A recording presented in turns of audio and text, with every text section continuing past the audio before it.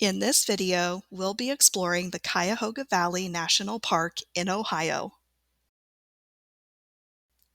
Cuyahoga Valley National Park is the 12th most visited national park in the United States. It's a little different in that it's considered an urban national park, situated between Akron and Cleveland. I grew up not too far away, so this national park was definitely first on my list to cover. I spent 2.5 days in the park exploring what I feel are some of the best places to see. First, I stopped at Botzum Station. You'll notice a common theme throughout the park: train stations and a towpath trail system utilized by cyclists. Both closely tie into the history of this area. Each depot was a community hub where folks gathered to receive mail, telegraphs, or goods. Next, I stopped off at the Great Blue Heron viewing area just around the corner. These birds choose the treetops along the Cuyahoga River to nest February through July. Since I visited in August, I wasn't able to observe their nesting colonies, but I was able to see a great blue heron perched over the water with a kingfisher flitting about.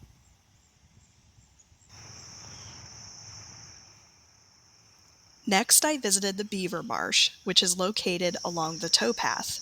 And let me just say, it is a birdwatcher's paradise.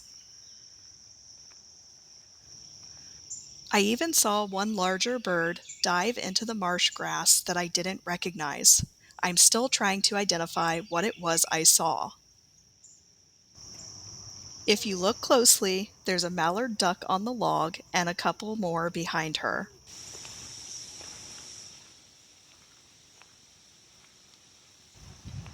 This is a very active area for wildlife.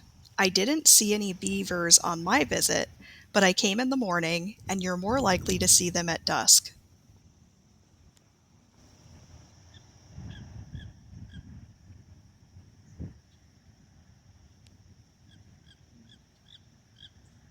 Before this area became a wildlife refuge, a group got together to clean up the environment as it was very polluted by a salvage yard. I have such admiration for conservation efforts like this, which allow the wildlife to move back in and thrive.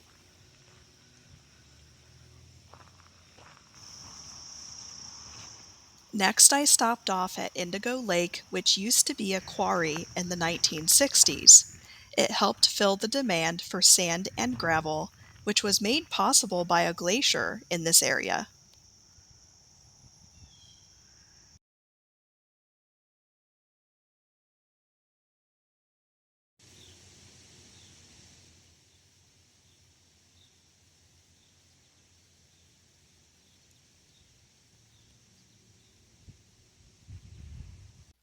The next stop was Everett Covered Bridge. In the 19th century, Ohio led the nation with over 2,000 covered bridges. Creek crossings posed a challenge, so these bridges provided access for transportation of goods. To reach the canal and other local destinations, functional roads for travel were needed. One of the biggest vocal advocates to protect the Cuyahoga Valley land from being lost forever to development was John Sieberling. He rallied for support and presented his idea to preserve the area and make it a park in the 1960s. Later, he was elected to Congress and immediately put forward legislation to create a federal park, but other members of Congress ignored him. This only energized Sieberling to get louder.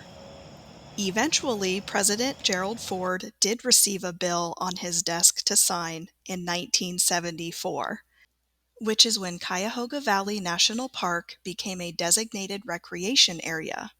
It would be the year 2000 before it would attain its national park status. We just entered the Boston Mill Visitor Center. Beaver pelts connected the valley to a global trade system in the 16 and 1700s. Native Americans are also part of the Cuyahoga Valley history. However, Ohioans expelled all of them from the state by 1840. Many farm families, including the Hales, moved to the Cuyahoga Valley in the 1800s.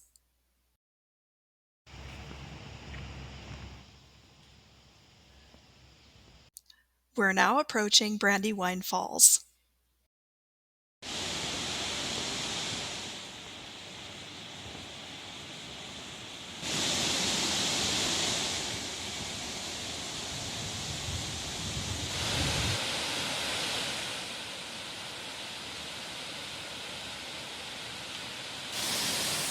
As one of the most visited destinations within Cuyahoga Valley National Park, Brandywine Falls decorates the landscape and easily captures a viewer's attention with its natural beauty.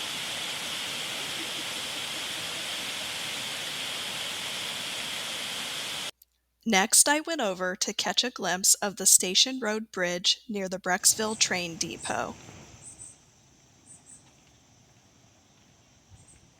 This is one of those iconic shots in the national park, and I wanted to be sure to capture it. Also, there are bald eagles along the river in this area. For my last stop today, I headed across the road to the Brecksville Reservation to hike out to Deer Lick Cave. It's a short hike around 1/10 of a mile.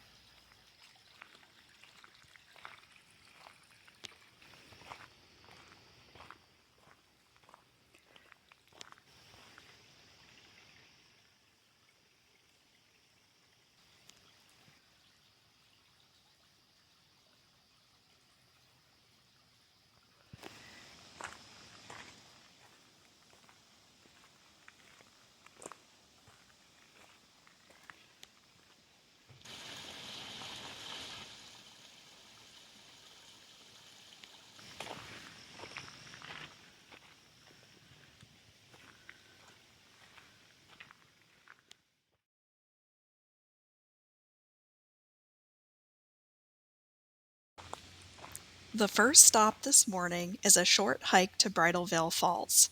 This is a part of the Bedford Reservation which ties into the Cleveland Metro Parks system, but is also in partnership with Cuyahoga Valley National Park.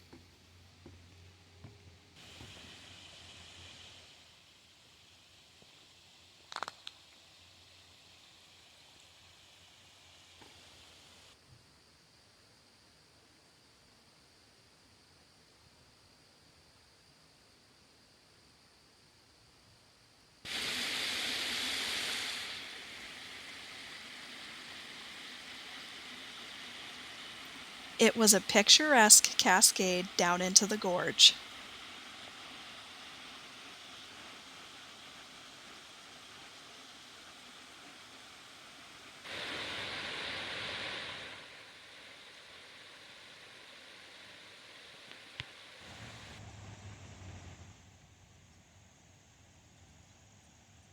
The opening of the Ohio and Erie Canal in 1827 made shipping quicker and more cost-effective. Here you can see Lock 38, which is how the water levels were raised and lowered for those traveling the canal system.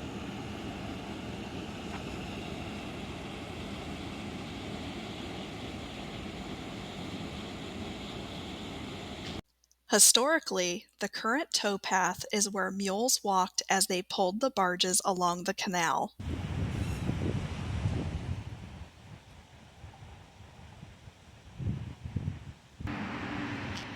Next, I parked at the Boston Run trailhead to take in a half-mile loop called Haskal Run. On my way, I passed Happy Lodge, which was built in 1938 as a camp for children. The name came from the Happy Days Are Here Again theme song of Franklin Roosevelt. It became a symbol of hope for Depression-era youth. Now it's an event facility.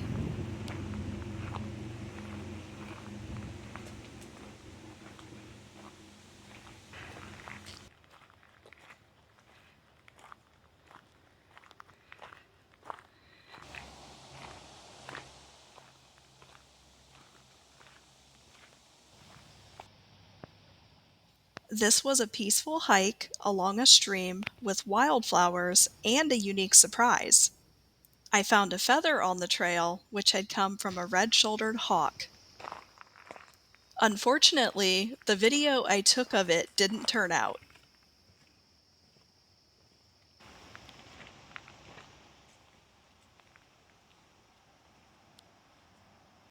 To end the hike, I walked out into an open meadow with another view of Happy Lodge.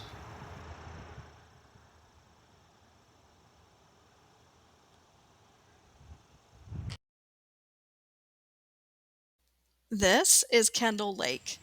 Hayward Kendall willed his private retreat to the people of Ohio following his death in 1927. There's a 1-mile loop that circles the lake if you'd like to take in the sights here. It's also a great place to stop for lunch, which is what I did.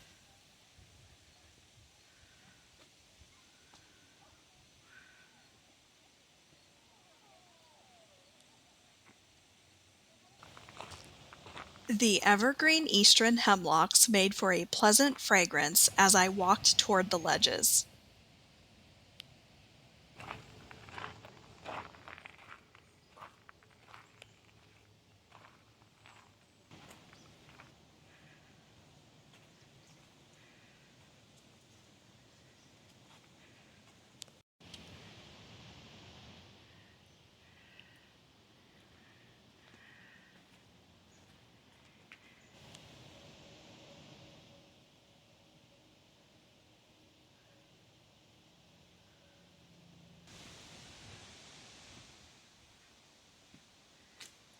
This plateau with striking rock formations made for some incredible up-close views.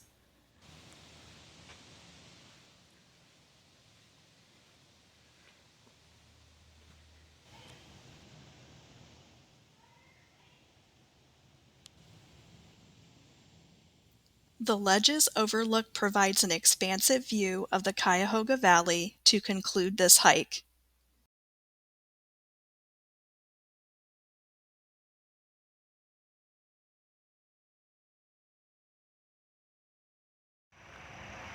Good morning. I am following the Buckeye Trail from the Boston Mill Visitor Center parking lot out to Blue Hen Falls. This is around a 3-mile out and back hike and is mostly up and downhill. So it's not an easy trail, but I completed it in less than 90 minutes taking my time.